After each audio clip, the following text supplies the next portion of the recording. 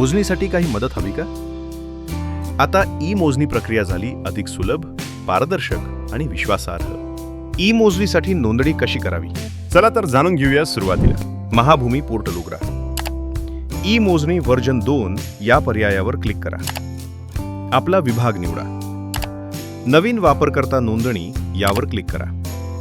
आपले नाव, मोबाईल क्रमांक, email ID आणि इतर आवश्यक माहिती भरून युजर आयडी व पासवर्ड तयार करा.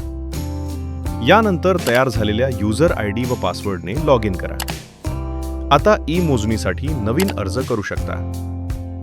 महत्त्वाची सूचना: नोंदणी झाल्यानंतर आपल्या खात्यामधून ई मोजणी अर्ज करणे, अर्जाची सद्यस्थिती पाहता येते. ई मोजणीशी संबंधित विविध ऑनलाईन सेवांचा लाभ घेता येतो. महाभूमी आणि महसूल विभागाविषयी अशीच उपयुक्त माहिती मिळवण्यासाठी आमचे फेसबुक पेज फॉलो करा.